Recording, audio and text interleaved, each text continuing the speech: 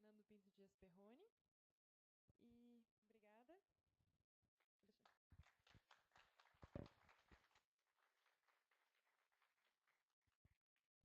Chamamos agora o professor Roberto Lambertz, do Laboratório de Eficiência Energética em Edificações, LABE, da UFSC, cuja palestra será sobre a etiquetagem de eficiência energética de edificações e suas vantagens. Roberto Lambertz é graduado e mestre em Engenharia Civil pela URGS, concluiu o PhD em Engenharia Civil na University of Leeds em 1988. Atualmente é professor titular da Universidade Federal de Santa Catarina, com diversas publicações em periódicos especializados e anais de eventos, além de 2 livros publicados. É supervisor do Laboratório de Eficiência Energética em Edificações na UFSC. Atua na área de Engenharia Civil, com ênfase em eficiência energética, desempenho térmico de edificações, bioclimatologia e conforto térmico.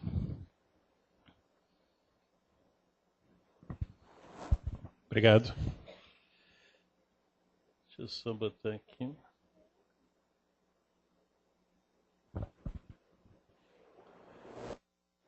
Bom, boa tarde novamente. A ideia aqui é falar um pouquinho sobre a etiquetagem e quais seriam as vantagens desse processo, né? Minha apresentação vai cobrir um pouquinho a introdução, vantagens e oportunidades, os fluxos, né, desde a etapa de projeto, execução, manutenção e de como é que a gente obtém a etiqueta, e quais são os próximos passos na agenda da eficiência energética em edificações ligada à área de etiquetagem, né?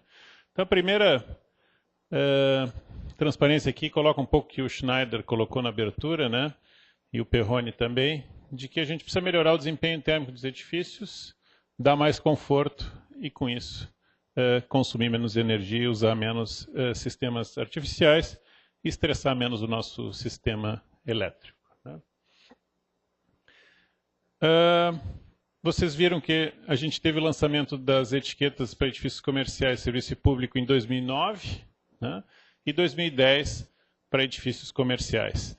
A lógica de etiquetagem foi completamente diferente, porque o consumo nos dois setores é diferente, né? E a gente vai descer um pouquinho nos detalhes aqui sobre isso. Essa é a etiqueta para edifícios comerciais, serviço público, né? O que a gente procurou deixar claro? Os principais usos finais são iluminação e condicionamento do ar. A arquitetura define muito esses consumos, né? Então, a gente procurou deixar claro a eficiência em termos da envoltória, a eficiência em termos do sistema de iluminação e a eficiência em termos do ar-condicionado. A ponderação dessas três vai nos dar a etiqueta de cima, que é o desempenho global do edifício, né? A outra coisa que a gente agregou também na etiqueta, que vocês veem lá em cima, a questão de bonificações, né? Então, eu posso ganhar 1 ponto com bonificações. As bonificações me fazem subir um nível. Se eu sou eu, posso virar D. Se eu sou C, eu posso virar B. Se eu sou B, eu posso virar A, né? Com o que eu posso ganhar esse 1 ponto? Com 40% de economia no consumo de água. Então, aqui a gente expande um pouco a questão da eficiência energética. A água tem energia embutida, né? O maior consumidor de energia, talvez, da cidade de Florianópolis deve ser a Casan, né? 10% com uso de energias renováveis, 30% de cogeração e inovação tecnológica em termos de eficiência energética, 70% de fração solar quando eu uso aquecimento de água, isso especificamente aí para hotéis, clubes, restaurantes que têm grande demanda de aquecimento de água. E eu tenho alguns pré-requisitos em termos de circuito elétrico, né? Separação de circuitos para poder monitorar o uso final de energia no futuro. A etiqueta é uma etiqueta que me dá uma imagem de qual é a eficiência do edifício hoje, mas eu preciso monitorar ele no futuro e otimizar a sua operação. A gente sabe que isso aqui não tem nada a ver com a operação do edifício, né? Isso é qual é o potencial que ele tem. Depois a operação dele é outra coisa. E para facilitar a operação e a otimização, a gente obriga a divisão de circuitos. Algumas coisas ligadas ao aquecimento de água e algo na linha de elevadores também, né? Existe uma possibilidade de eu ter etiquetas ou completas, como vocês viram a primeira que eu apresentei, ou etiquetas parciais, né? Então, Então, isso aqui seria muito comum quando eu tenho um edifício de salas que eu vou vender, né? E eu vou vender para que sejam instalados sistemas de iluminação e ar-condicionado depois. Então, eu etiqueto apenas a envoltória e esse é, digamos assim, o trabalho do incorporador que vendeu aquela sala, né? Depois, quem comprou aquela sala poderia etiquetar a parte de iluminação e de ar-condicionado e ter etiqueta global, né? Então, são diferentes opções de etiquetas parciais aí. Em edificações residenciais, a lógica é diferente. Então, em edificações residenciais, a gente está verificando qual é o desempenho térmico da envoltória no verão. Como é que funciona aquela casa. E a gente aqui está analisando a unidade habitacional, né? Estou analisando o apartamento ou a casa. Como é que ela funciona durante o verão? Qual é o desempenho dela durante o inverno? Né? Eu posso ter casas que funcionam muito melhor no verão e muito pior no inverno, ou muito melhor no inverno e pior no verão, enfim. A gente quer dar a opção e a leitura clara para o consumidor decidir o que ele quer, né? Então, aqui é desempenho térmico. Aqui é aquecimento de água. Um grande uso final no setor residencial é aquecimento de água. Foi falado aqui o nosso chuveiro elétrico, querido, né? Que ganha uma avaliação bastante baixa em termos de eficiência quando ele está presente, né? Uma outra avaliação que a gente faz é também qual é o desempenho da envoltória. Isso aqui é considerado naturalmente condicionado, né? Ventilação natural. A maior parte do Brasil a gente tem condições de operar naturalmente ventilado a maior parte do tempo, né? Isso aqui é o desempenho da envoltória quando condicionado, né? Quando eu estiver operando com ar-condicionado lá dentro. Então eu posso ter uma envoltória que é muito boa no verão, em termos de, se for usada com ventilação natural, mas não funciona muito bem com ar-condicionado, porque eu botei muita inércia térmica, por exemplo, nas paredes, e fez com que ela consumisse muito mais energia quando condicionada. Então, aqui a gente coloca para o cliente todas as opções, né, para ele poder fazer a avaliação do que ele quer. O que a gente está usando para a classificação geral é a ponderação disso aqui, só. A gente não quer induzir o uso do ar-condicionado. É uma questão complicada, delicada, né?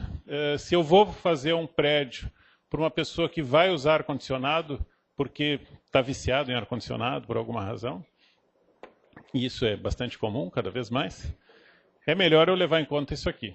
Então, a gente está procurando dar todas as informações para que o consumidor consiga ter a melhor opção da escolha da sua casa.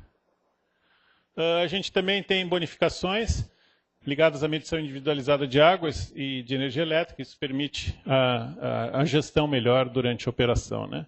Pré-requisitos também, ou melhor, aqui está trocado. Isso é um pré-requisito, não é uma bonificação, né? E, enfim, uma visão que precisa ser explicitada para o consumidor, né? Ela não é muito óbvia, que nem a etiqueta global de um eletrodoméstico, que dá um valor só. Aqui a gente está dando uma série de informações que o consumidor tem condições de decidir. Mas a gente está indicando para ele, globalmente, qual é a eficiência do sistema como um todo. Para o incorporador, a gente criou uma outra etiqueta que faz a ponderação das eficiências dos diferentes apartamentos, das diferentes unidades habitacionais dentro do edifício, né?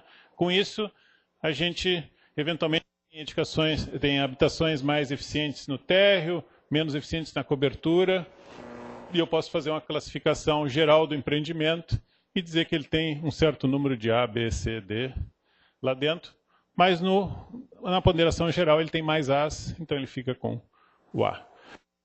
Muito mais para o nosso empreendedor, né? Para o consumidor individualmente não interessa. Depois a gente tem a etiqueta de áreas de uso comum. As áreas de uso comum em empreendimentos residenciais vão desde 3 lâmpadas no corredor até um clube com todas as facilidades de cancha de futebol, piscina aquecida e tudo mais, sauna, né? Então aqui a gente está dando uma visualização muito grande, muito mais voltada para as cargas instaladas nas diferentes amenidades e a eficiência do sistema que foi instalado ali. Informação ao consumidor, né? Então, ele precisa saber o que ele está comprando. Esse é o objetivo da etiqueta do Inmetro, né? Em todos os produtos. E, claro, em alguns produtos está se garantindo segurança também, né? Mas aqui o que a gente está fazendo é garantindo que ele tem informações em termos da eficiência do que ele está comprando. A marca Inmetro, como o Márcio colocou aqui no início, ela tem um grau de reconhecimento muito interessante. Pesquisa que foi feita pelo Inmetro, não sei quem desenvolveu a pesquisa especificamente, mas foram 2.000 pessoas entrevistadas em 10 estados brasileiros para o reconhecimento da marca do Inmetro. Uma série de detalhes aqui que eu não vou querer gastar tempo com vocês, mas 75% dos entrevistados conhecem a marca, 85% confia, ou seja, associar a eficiência do edifício, né, a uma marca forte como a do Inmetro, a gente certamente sai ganhando, né? A redução do consumo de energia entre os níveis da etiqueta comercial. Isso todo mundo me pergunta, né? Se eu subo, qual é a diferença de eficiência entre o A e o B e o C e o D e assim por diante, né? A resposta é difícil, porque cada edifício é diferente do outro, né? Então eu vou apresentar aqui para vocês 2 estudos que a gente fez, uma tipologia de um edifício ali de 4 andares, 5 pavimentos, aliás, e outra de uma tipologia de um edifício térreo, né? Ela tem grande semelhança com 2 edifícios aqui de Florianópolis, que eu não posso revelar para vocês, mas talvez alguns conheçam. Detalhes técnicos aqui, só do que foi processado em termos de nível A, B, C e D. Mas aqui está um resumo, né? Tipologia 1, aquela do edifício de 5 pavimentos, usando o ar-condicionado split, a redução que foi conseguida, né? Então, do nível D para o nível C, 15%, do C para o B, 7%, do B para o A, 13%. Né?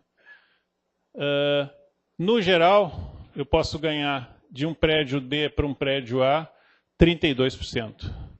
No mínimo, né? Porque aqui eu estou examinando a entrada no nível A. O nível A não tem parte superior, eu posso ser muito mais eficiente do que isso, né? Então, aqui dá uma quantificação geral, vocês vão ver que os números não são muito diferentes. Aqui é a tipologia 2, 28, então eu passei de 32 para 28. Se eu pegar com ar-condicionado central, deu 30, e com central também, deu, a tipologia 2 agora deu 29. Ou seja, 29, 30, 32. Né?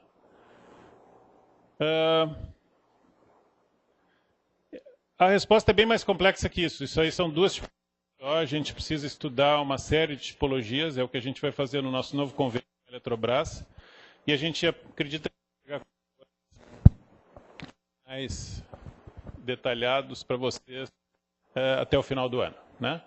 Qual é a economia nos diferentes climas brasileiros? A economia vai ser diferente dependendo da região climática que a gente está, e ela vai ser diferente para diferentes tipologias, né?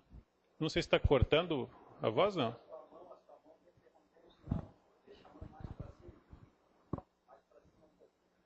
Isso aqui?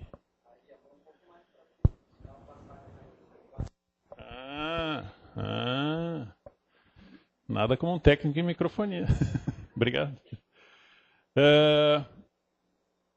Outro estudo que a gente está fazendo agora, existe uma preocupação muito grande das pessoas em relação à comparação etiqueta versus LEED, né? Inclusive, isso aqui é uma demanda do Ministério para uma zona de construção nova lá em Brasília, chamada Noroeste, né? Em que eles querem saber como é que a gente poderia comparar o que vai ser construído lá em termos comerciais com o LEED, né? Basicamente, o que a gente está pegando aqui é a tipologia deles, tem uma garagem de subsolo, a gente tem um térreo onde tem lojas e depois tem 2 pavimentos aqui em cima, né? A área total que a gente simulou um prédio de 700 metros quadrados, enfim, vários detalhes aí que não vale a pena a gente entrar aqui. Mas o que vocês vão ver, isso aqui são resultados preliminares, não tomem isso como uma resposta definitiva, isso aqui está em processo ainda de simulação, mas vocês vão ver que um edifício nível A consumiria, isso aqui foi uma análise feita por simulação, né? 117 kWh por metro quadrado, nível B 125, nível C 130, um LEED daria 126. Ou seja, o LEED estaria B, né? A gente já fez algumas outras análises aí e viu que o LEED dá entre B e A em termos da nossa etiqueta, né? De novo, isso aqui é só uma pequena simulação feita com um caso específico. A gente vai desenvolver também durante o ano simulações mais detalhadas, porque existe uma batalha, uma tentativa de chegar a um acordo entre o Procel e o LEED e o Inmetro, para que a etiqueta seja aceita no Brasil em substituição à 90.1, que é a norma usada no LEED americano, né? Então, isso aqui deve ser bem interessante e deve facilitar a nossa aceitação por parte do Sistema de Certificação Ambiental LEED. No residencial, a gente começou a análise agora e vocês vão ver que no residencial a coisa é bastante diferente e aparentemente a gente está muito mais eficiente em termos de certificação brasileira do que o LEED, porque o LEED considera que as pessoas ocupam o seu edifício de forma condicionada o ano inteiro, né? E o que a gente está fazendo aqui é justamente incentivando o desempenho térmico bom e evitando o consumo de energia de forma artificial. Preliminar também, não me cotem por enquanto, mas a gente vai apresentar esses resultados mais concretamente em breve. Uma outra experiência extremamente interessante foi feita com a construtora Tecnisa, né? No início de 2010, quando a gente estava desenvolvendo a etiquetagem residencial, a gente procurou o Secov de São Paulo e pediu voluntários para o desenvolvimento da etiqueta residencial. O que a gente conseguiu? A Tecnisa disse, o que vocês querem? Eu digo, eu quero desde habitações de alta renda até baixa renda, eles nos deram 5 e trabalharam junto com a gente para entender qual o custo associado aos diferentes níveis, né? Então foi muito legal, porque eles pegaram, esse aqui é o residencial flex, esse aqui é baixa renda, né? Esse aqui é minha casa, minha dívida, né? Ele não tinha aquecimento de água, ou seja, chuveiro elétrico era o inevitável ali, não tinha medição individualizada de água, não tinha isolamento térmico no último pavimento, tinha revestimento externo razoável, atendia a questão de absortância, ventilação natural parcialmente e iluminação natural não atendia os requisitos do regulamento, né? E, embora o nível aqui esteja associado no mesmo nível do A, é D, né? Isso aqui essa setinha devia estar aqui embaixo, a gente tem que melhorar esse desenho depois, né? Mas então, o flexível, o Minha Casa Minha Vida, nível D, né? Então, a preocupação deles foi como é que a gente pode melhorar esse nível até onde a gente chega dentro do que dá para produzir no Minha Casa Minha Vida, né? Então, a primeira coisa foi a quebra de paradigma de já entregar com um aquecedor, né? Então, eles entregaram com um aquecedor a gás nível A e ganharam A na parte de aquecimento de água.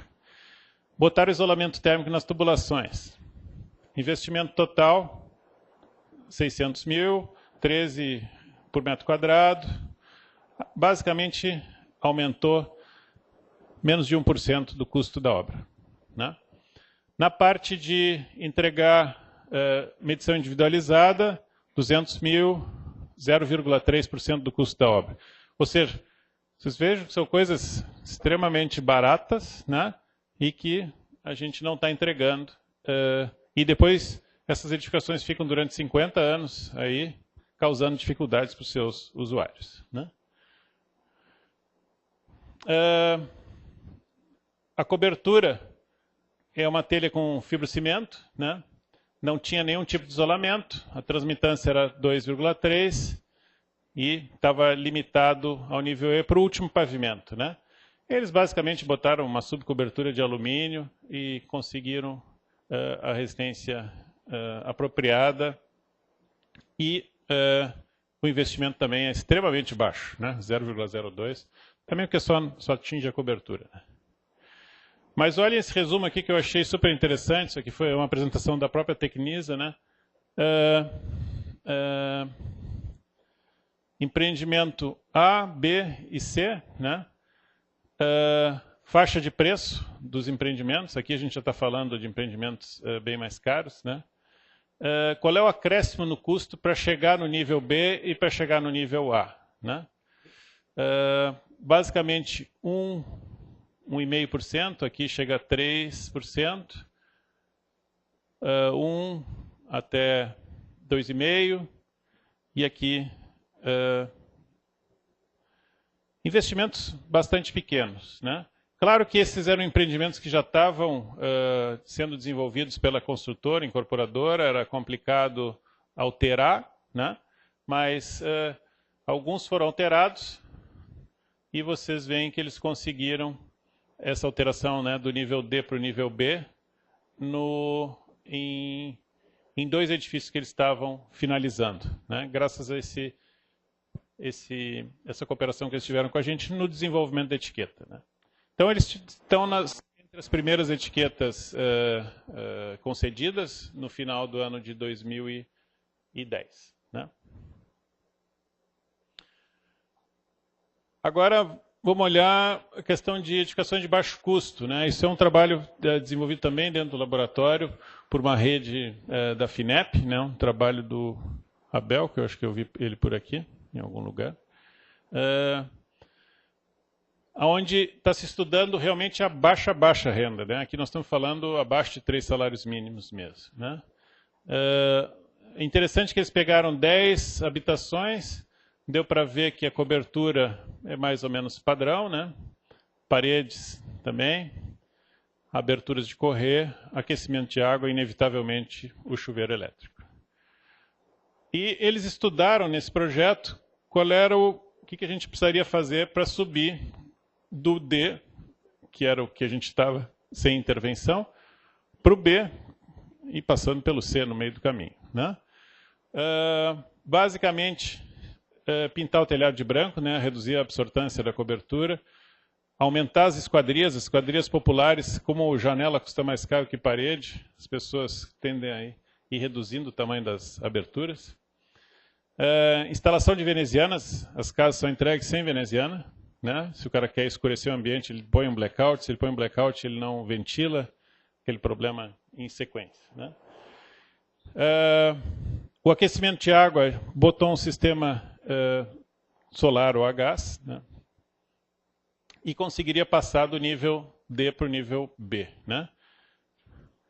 Então, aí, digamos assim, aquela discussão antes do Perrone, onde é que dá para aplicar os recursos da ANEEL da baixa renda, que as concessionárias já estão esgotando, vamos botar nas casas novas, né, como o colega ali sugeriu. Né? Se conseguiu incorporar o aquecedor solar, mas talvez a gente pudesse negociar para incorporar outros detalhes que melhorariam o desempenho das casas sobremaneira. Né? O custo por habitação, 3.800 foi o que eles calcularam, isso a gente ainda precisa digerir mais, ver formas de otimizar isso, mas vocês vejam a melhora de desempenho bastante significativa aqui. Quais são as oportunidades para fazer escolhas eficientes, então? Né? Uma delas, certamente, é na licitação de novas edificações. Então, a gente vê que a métrica da etiqueta permite que eu faça licitações, inclusive no setor público, com eficiência incluída. Né? Porque a métrica é clara, existe um regulamento, e eu posso inserir na licitação. Isso está começando a acontecer, a gente vê vários órgãos públicos inserindo. Tem, por exemplo, acho que o último que eu ouvi foi Receita Federal, que licitou vários projetos pelo Brasil, incluiu a etiqueta mínimo B, que é o que a Caixa Econômica está fazendo para todos os prédios próprios dela, né? Só que o que está faltando ali é um pouco cobrar a etiqueta como vínculo de pagamento dos projetos, né? E isso a etiqueta permite, né? É algo para a gente melhorar. Retrofit. O retrofit de prédios públicos se pretende usar muito a métrica da etiqueta, como é que está o prédio hoje, como é que ele pode ficar no futuro. Compras eficientes, o Perrone já falou, isso aqui no setor público não tem por que não comprar coisas eficientes, né? Na questão da prática projetual, a gente tem várias possibilidades, eu diria, eu poderia seguir a minha prática projetual habitual e contratar um consultor no final do projeto, eu corro riscos, né? Conhecer quais requisitos de projeto influenciam na etiqueta e contratar um consultor, ou conhecer profundamente os requisitos de projeto que influenciam na etiquetagem e não contratar um consultor, né? Basicamente, aqui é uma bomba, né? Porque depois que eu tiver com o projeto pronto, eu vou avaliar ele, eu não consigo fazer mais nada, né? Não vale a pena. Aqui eu vou ter um consultor me ajudando na equipe de projeto. Isso aqui é interessante se eu não conheço ainda a métrica da etiquetagem. Mas o ideal é internalizar a métrica dentro da equipe de projeto, né? Que foi o que a Tecnisa fez, treinou o pessoal e aplicou exatamente isso aqui. Alguns conhecimentos, então, são fundamentais ao projetista. Necessidade de capacitação de pessoas, né? Internalizar esse conhecimento. Conhecer ferramentas que podem apoiar esse processo. A gente vem desenvolvendo uma interface para simulação mais simplificada, que é um software S3E, que vocês devem assistir o lançamento dele nos próximos meses, né? É uma interface para o Energy Plus, que faz simulações para a etiqueta do Inmetro. Web prescritivo, uma interface web que já roda as equações da etiquetagem por trás, né? Quem contrata tem que cobrar a consideração da etiqueta cada vez mais à medida que as pessoas tomem conhecimento do PBE de edificações, né? Então, internalizar isso nos processos de contrato, eu acho que é uma tendência natural. Quem contrata também tem que cobrar durante a execução que tudo aquilo que foi considerado na etiqueta seja mantido, porque existe a etiqueta de projeto e a etiqueta de edifício construído. A de edifício construído tem que ser comprovada o que foi prometido no projeto, mas eventualmente eu preciso garantir isso durante a execução, senão eu corro riscos, né? O proprietário ele deve assegurar que algumas características do projeto devem ser preservadas para que o nível de etiquetagem se mantenha, né? Durante a operação dos edifícios, muitas coisas são desativadas e, eventualmente, eu vou perdendo a etiqueta. Cabe ressaltar que a ENSE não substitui a gestão de operação. Eu posso ganhar muito com gestão bem feita dos edifícios, principalmente edifícios comerciais, no residencial certamente também. Vocês operam a casa de vocês, vocês sabem que tem muito para ser economizado se vocês quiserem reduzir a conta de vocês. O Brasil reduziu 20% do consumo residencial em 2001 por gestão da operação, né? Qual é o primeiro passo? Contratar um OIA, né? Uma pessoa jurídica. Se vocês vão ouvir na próxima apresentação aí o que vem a ser um OIA. O único que a gente tem é o resultado aí do nosso casamento com o CERT. Vocês também vão ouvir como é que ele funciona na sequência. Eu posso fazer acordos com intermediação ou não, né? Ou o proprietário procura direto o OIA, ou a gente coloca o proprietário em contato com a EA através de um consultor que vai ajudar ele a melhorar os seus níveis de eficiência. A gente pretende que a ENSE seja obrigatória no futuro, né? Está se negociando via o PNEF, o Programa Nacional de Eficiência Energética, que em 2014 seja obrigatório para edifícios públicos, né? Mas até lá a gente precisa ajustar algumas coisas na indústria, né? Propriedades térmicas de isolantes, a informação que a indústria nos dá é ruim. A gente vai ter um seminário agora do CBCS, dia 28 de março, em São Paulo, tentando justamente discutir esse assunto. A absortância solar dos revestimentos do edifício também é uma informação que a indústria não nos fornece, né? Eu preciso saber o quanto é absorvido de calor do sol nos revestimentos. Esse também vai ser discutido lá em São Paulo, dia 28. ENSE para lâmpadas e outros equipamentos que ainda faltam no sistema brasileiro de etiquetagem, e informação sobre potência dos reatores em lâmpadas fluorescentes, né? Algumas mudanças a gente vem fazendo no processo de etiquetagem. À medida que a gente vai aplicando, a gente deve ir melhorando ele, simplificando processos, principalmente simplificando na parte da etiquetagem dos projetos, né? Não pedir informações demais na face de projeto e deixar para pedir mais quando o edifício já está construído, né? A gente precisa melhorar a articulação setorial. O setor da construção é um setor muito fragmentado, né? Então, a gente precisa melhorar o diálogo com fabricantes de materiais e equipamentos, com construtores, com arquitetos. Ontem foi lançado em São Paulo o Manual das BEA, na Expo Revestir. É uma iniciativa muito interessante e contempla a etiquetagem como uma das formas de sustentabilidade, né? A IN 01, de compras sustentáveis, que o Perrone mencionou, licitações públicas incluindo a etiqueta, e, fundamentalmente, a gente precisa capacitar pessoas e aumentar o número de OIAs no mercado, né? Muito obrigado. E se tiverem alguma pergunta.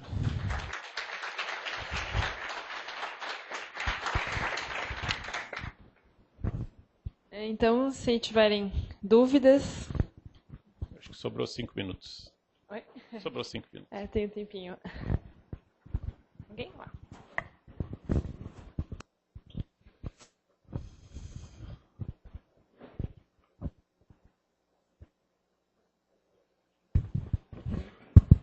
Obrigado. Professor Roberto Lamberts, um prazer falar contigo novamente. Meu nome é Sigfrido, sou da Caixa Econômica Federal. Bom, a respeito do prazo, eu queria te perguntar, isso já fiz em outra, uma dúvida, né? Quando o primeiro regulamento saiu em 2006, a gente tinha aquela expectativa dos 5 anos, que a ideia era ser voluntário, pelo menos inicialmente, para o nível de serviços e edifícios públicos, e agora teve a renovação em 2009 para 2010, e saiu em seguida o residencial. Como você bem falou, a questão envolve todo aquele leque de atores, principalmente as construtoras. Nós temos na construção civil uma grande absorção da mão de obra não qualificada. Ou seja, se você adotar os 5 anos como era inicialmente, a gente quebra o Brasil, o PAC, etc. e tal. Então, você já me respondeu parte da pergunta dizendo que em 2014 há uma expectativa dos edifícios públicos, Lambert. Federais. Né, para os edifícios públicos federais. Bom, eu estou falando pela Caixa, mas eu, como também arquiteto, seu ex-aluno, né, e interessado como profissional e para o Brasil implantar de uma vez, porque muitos mecanismos em outros países só conseguiram através da imposição de legislação. Como é que você vê, ou de repente o Dr. Perrone pode falar alguma coisa, mas para você, Lambert, que mexe com a parte técnica especificamente, como é que você vê a perspectiva do setor construtivo, e não só obrigar o setor público federal, mas assim, o setor público começar, de repente o Brasil, num pacto nesse que você faz parte, adotar uma obrigatoriedade de um prazo, de repente gradualmente, pelo pódio construtora, para isso realmente ser efetivado no Brasil e a gente não ver as construções ineficientes jogando energia e materiais fora. Por favor. Obrigado. A obrigatoriedade tem que ser vista com muita cautela, né? Se a gente atropelar o processo, a gente corre o risco de desmanchar ele, né? Então, tanto o Inmetro quanto o Ministério são extremamente cautelosos nisso e estão procurando gerar a infraestrutura necessária para que isso seja possível, né? Com um OIA, não dá para fazer nada, né? A potência de um OIA em termos de certificação, de emissão de etiquetas é muito limitado, né? A gente visitou ano passado a Europa, onde foi colocada obrigatória. Essa obrigatoriedade na Europa teve diversas dificuldades de implementação, padronização de normas entre os países e tudo mais. Foi um processo lento e a gente viu, o ano passado, que tem países que funcionam muito bem e países que não funcionam, né? Se tu for na Inglaterra hoje, tu vai poder comprar uma etiqueta residencial por 35 libras. Significa que o cara nem foi na tua casa, ele perguntou mais ou menos como é que é a tua casa e te emitiu uma etiqueta. Então, esse é o risco né, de tornar a coisa obrigatória e não ser bem organizado, né? Portugal, Dinamarca, Irlanda funcionam bastante bem, né? E a gente aprendeu lá que, eventualmente, a capacitação de pessoas para operar em certas áreas disso vai ser fundamental. E estamos imaginando aí que no setor residencial, que é o setor maior em termos de volume de construção, talvez a gente vá para o lado de certificação de pessoas e as pessoas com poder de emissão da etiqueta, né? E a gente manteria os OIAs muito mais na questão de prédios comerciais mesmo, de grande porte, aonde é extremamente importante todo o rigor que é implantado, porque garante ao empreendedor que ele realmente está tendo aquele projeto que foi encomendado, executado. A gente sabe que a diferença entre o projeto e o que é entregue, infelizmente, no Brasil, é bastante grande, né? Então, acho que ali a gente tem que manter um rigor grande. Mas no residencial, eu acho que a gente vai poder ir para a certificação de pessoas e com exame nacional. Isso deve começar, provavelmente, daqui a um ano, algo assim. Faz parte do nosso novo convênio com a Eletrobras também, desenvolver isso.